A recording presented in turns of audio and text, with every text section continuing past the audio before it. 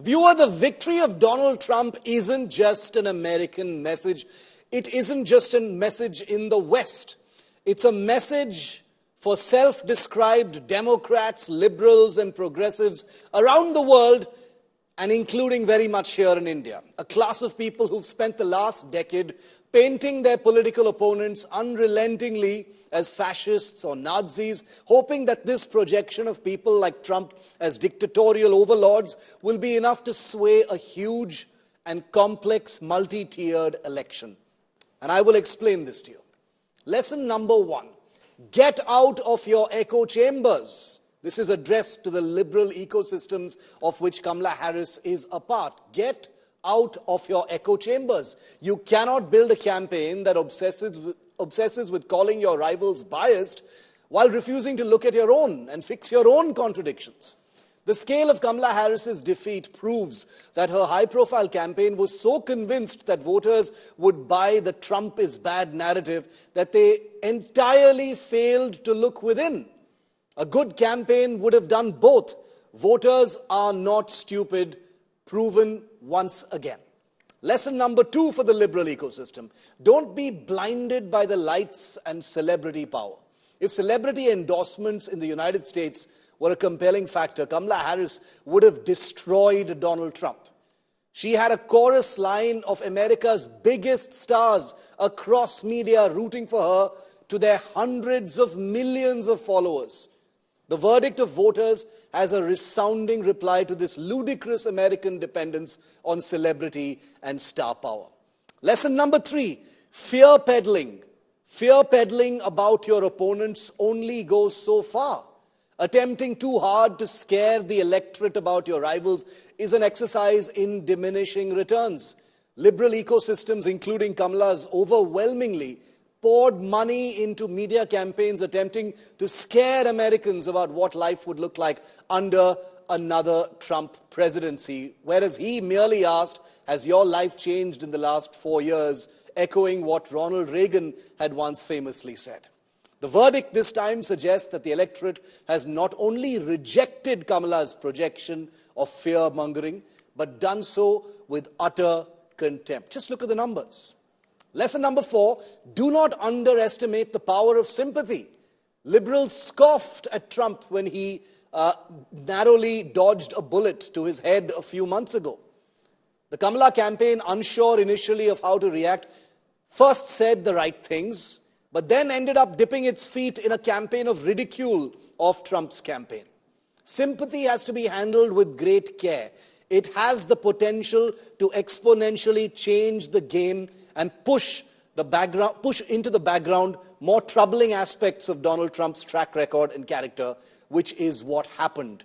When you mess with something like sympathy, you are playing with fire. It is something that is fraught with danger and can turn the tables like it perhaps had a role in doing this time around.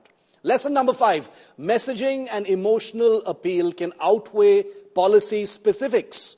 Trump's success highlights that clear, emotionally charged messaging often resonates more with voters than detailed policy proposals that may spend overwhelming resources focused on singular issues like Kamala's campaign did, on issues like, for instance, abortion. No voter on earth is a one-issue voter. The Democrats plainly forgot that in this election. They allowed their imagination to simply die. They felt that issues that have been flogged endlessly for years and years and years, issues that have become hot-button issues between the Democrats and Republicans, would be enough to swing the electorate. That did not happen. It spectacularly failed. Lesson number 6. Many Americans still feel economically insecure and worried about many cultural changes happening in the United States. Trump's framing of these issues as threats resonated with many voters as economic distress continues to be issue number 1. He underscored that Democrats failed to offer solutions to economic insecurity while navigating cultural issues carefully. Obviously, this is referring to immigration. Lesson number 7, Trump's outsider and anti-establishment appeal continues to resonate despite having a full presidential term behind him. He's still the irreverent rabble-rouser, very unpresidential. Many voters see him still as a voice against the system despite having been part of the system. Kamala Harris and her ecosystem, for all their embracing of emotional issues, seemed mostly like the out-of-touch elite. How ironic. Think about that for a moment. A daughter of immigrants who rose through merit and hard work to become Vice President of the United States of America was defeated by a foul-mouthed dynast tycoon because he successfully persuaded the electorate that the things Kamala said about him were actually more true of Kamala. Lesson number 8.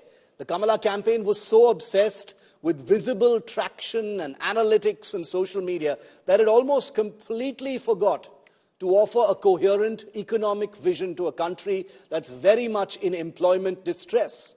A sharp Trump saw this and crafted a campaign that some thought was actually foolhardy, spending inordinate resources on the issue of jobs even when he had just been president a few years ago. The COVID pandemic made all the difference.